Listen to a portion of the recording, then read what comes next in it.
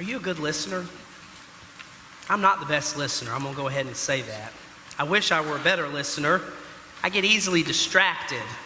Those of you who are not good listeners probably know the feeling, right? It's like there's always something that can distract us when we should be listening.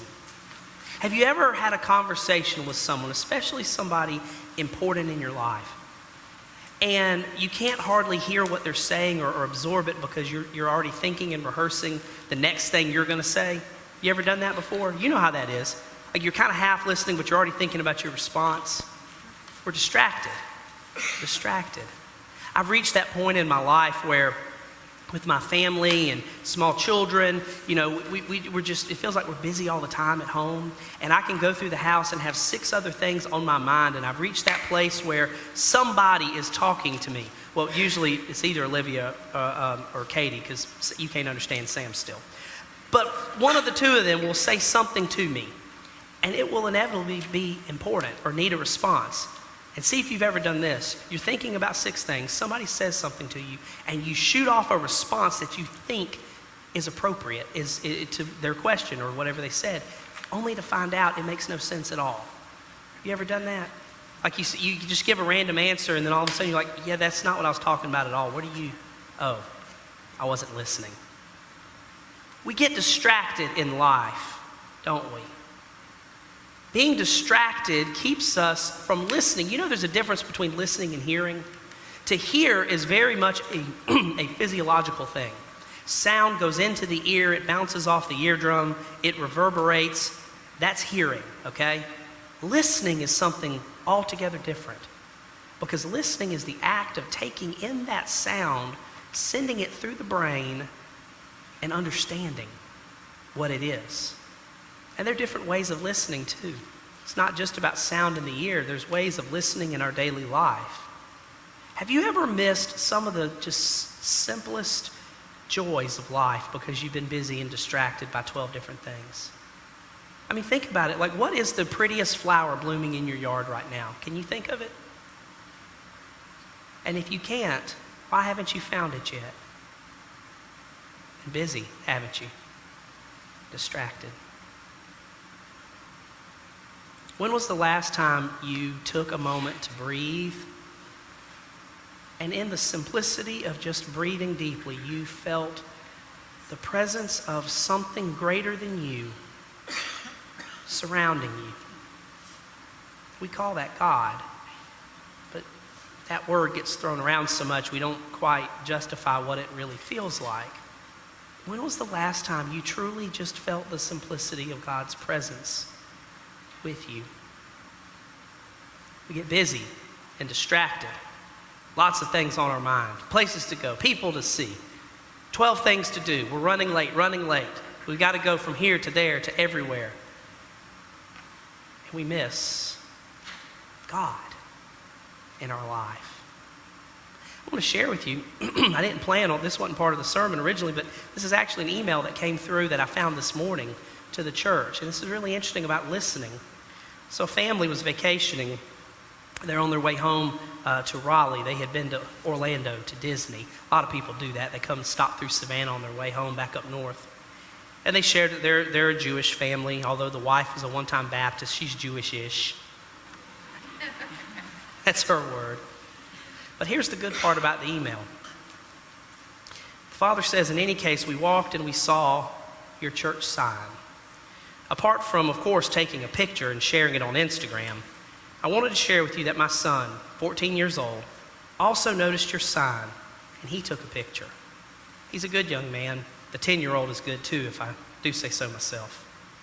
The dad says, and we were quietly proud to see him feel so moved. So I wanted to say thank you. My wife and I do what we can to teach our boys the right path, and we seem to be doing okay most days, but it's a big world. And they look at all the many paths there are, and there are some terrible days.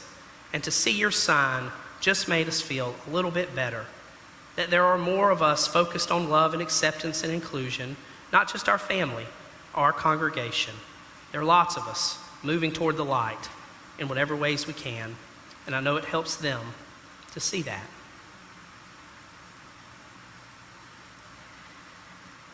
I was once a 14-year-old boy, It's not often you stop and notice the presence of God in your midst. But it's pretty cool that on vacation, even a child, a teenager, God knows, even a teenager can feel the presence of God. But what did it take? Stopping, noticing, absorbing, being present in that moment, not thinking about the 12 things he'd rather be doing, not thinking about the hotel pool he'd rather go back and swim at, just being present. Jesus has an interesting encounter with Mary and Martha. He's over at their house for a dinner party. Mary and Martha, two sisters. In this story, they're contrasted a bit. Here you have Martha, the dutiful sister. She's the homeowner. She's getting everything together, all the food getting ready, getting everything out of the oven on time, trying to make sure the places are set, and it's just right. This is Jesus having dinner at the house, okay? This isn't just some Joe Nobody. This is an important dinner guest. And she wants it to be a lovely experience for him. And then you have her sister Mary. Mary sitting in the living room. They've turned the TV off and Jesus is talking. And there's something about him that when he talks and when he teaches and just spins a yarn, people are just drawn into him. And there's Mary sitting right there with the disciples. And her sister Martha becomes a little resentful of her. I mean, you can imagine, right? Here she is slaving away. She's been cooking all afternoon.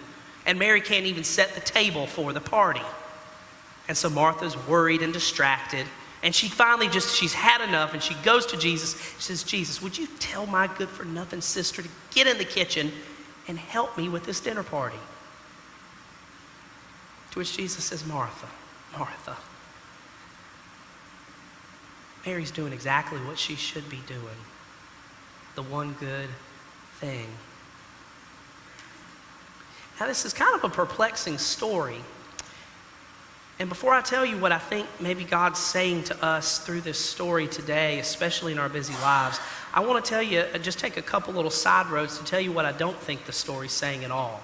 Clear up confusion, maybe.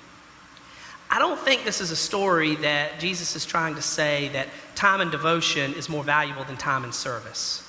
You know, that's what we tend to think. Oh, Martha, you're just busy, busy, busy. You just need to put everything down and just sit at Jesus' feet.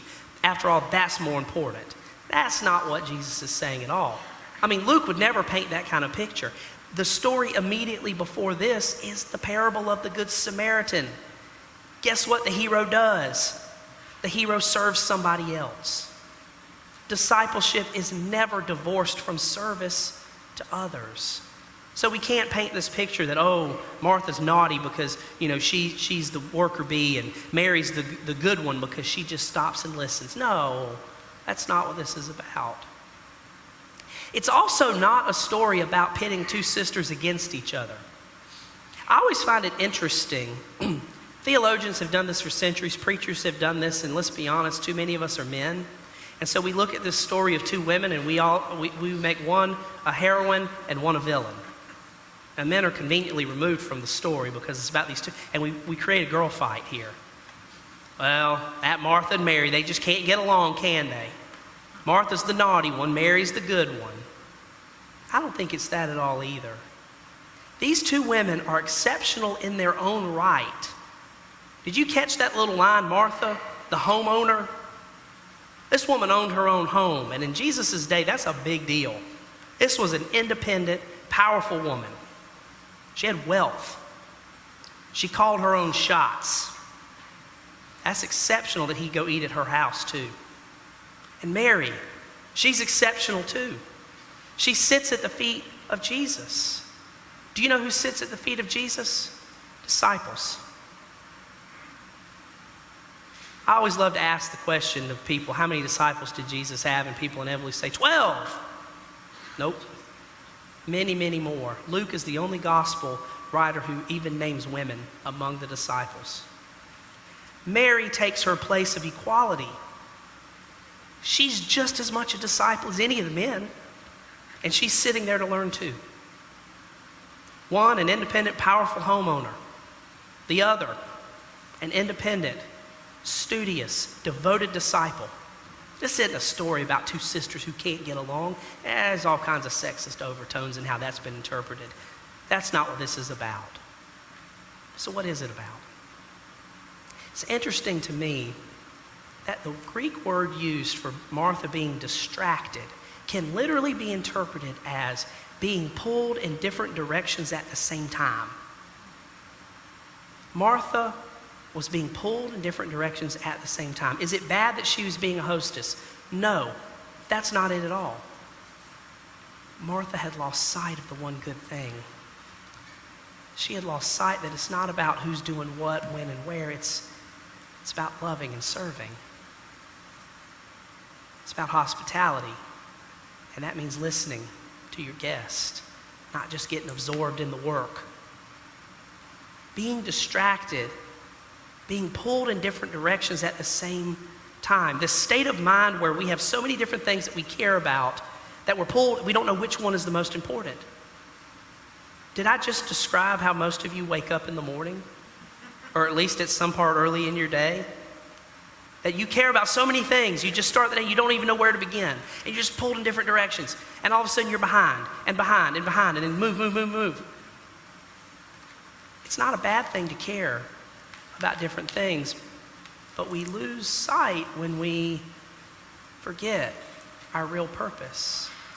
And our real purpose in life is not the work we do, though the work is an expression of that purpose. Our real purpose is that we are a beloved child of God, first and foremost. There's no amount of work that can earn that in your life. There is no job you can do, there is no amount of busy that you can do to earn your place as God's child. It's there. It's a gift.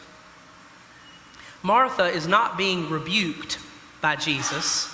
He never said, Martha, you don't have a seat here. It's only Mary's, only enough room for her.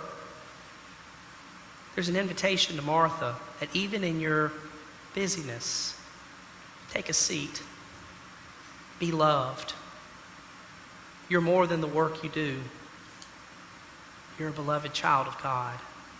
It's an invitation that our hospitality not just be about being busy, but it be about an expression of love and goodness. I think about my ministry and I think about people in the life of the church that I've known, and the church is one of the worst places at burning people out in service. Some of you know that already. The church is terrible about burning people out. We ask you to do a job. We assume you're going to do it forever, right? Because you kindly accepted once. We assume it'll be your job the rest of your life. We don't really check in to see if you still enjoy doing that job. We just want a warm body on that job. We don't ask questions of volunteers like, are you tired? Would you like a break? Is this job still bringing you joy? And then it's really easy, isn't it? That over time, you get a little tired, and you get a little tired, and you get a little irritable, and cranky, and resentful. Nobody helps me on this job.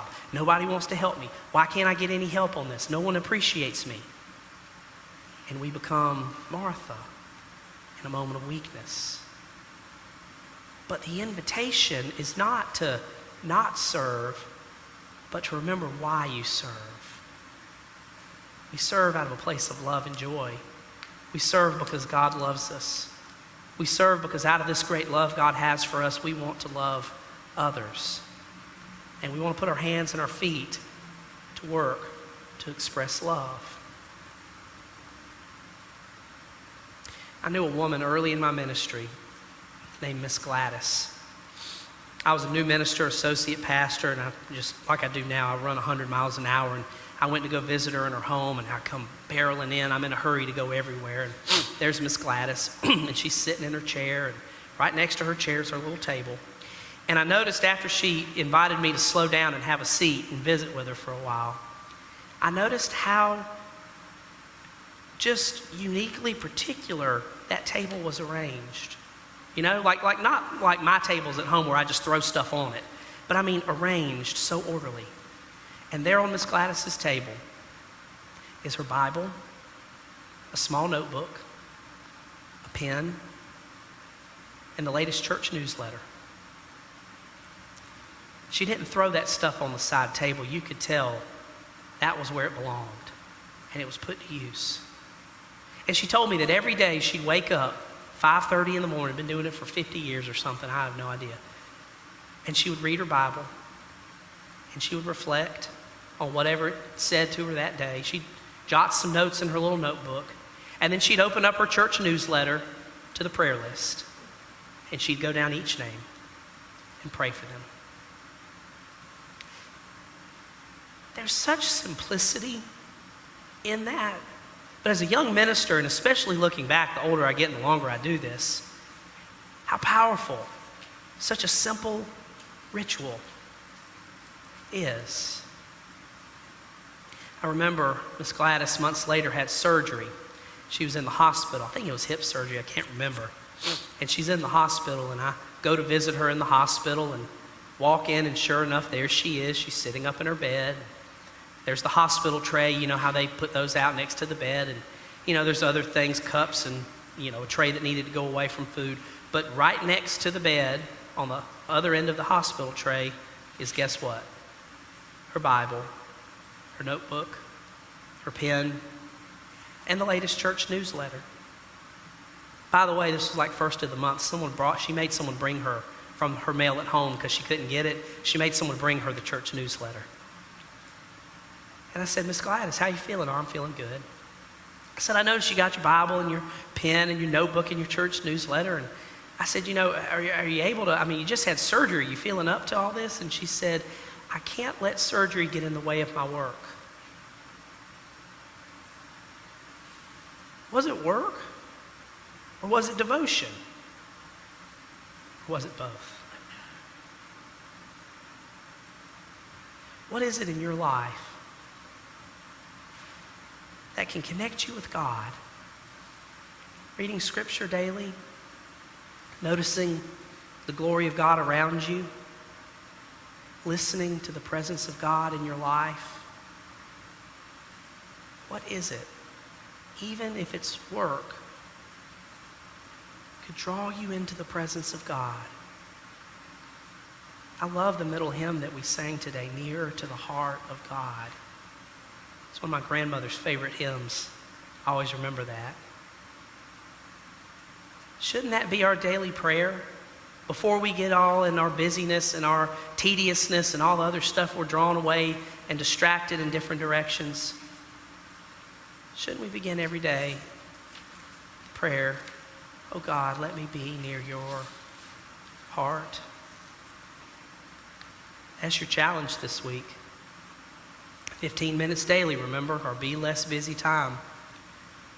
Take your magnet home. Remind yourself.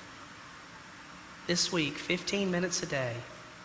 Something, whether it's sitting still and doing nothing but being totally present, or whether it's some task you can be very present in. 15 minutes a day, how can you be in the presence of God?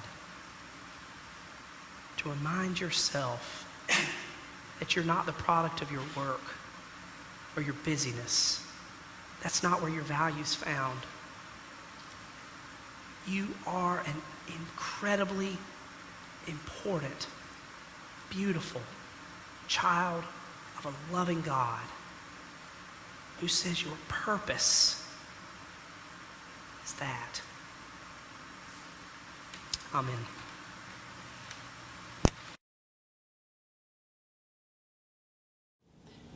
Hey, thanks for watching the latest sermon here at historic Trinity Church in Savannah, Georgia. I'm Reverend Ben Gosden. I'm the senior pastor here at Trinity Church. And I want to take this opportunity to invite you. If you're ever in Savannah, Georgia, we would love for you to visit us on Sunday morning at 11 o'clock. We're located on Telfair Square, been here since 1848. Also, you can check out the comments below for a way to give if you feel so led. Again, you're welcome anytime here at Trinity Church.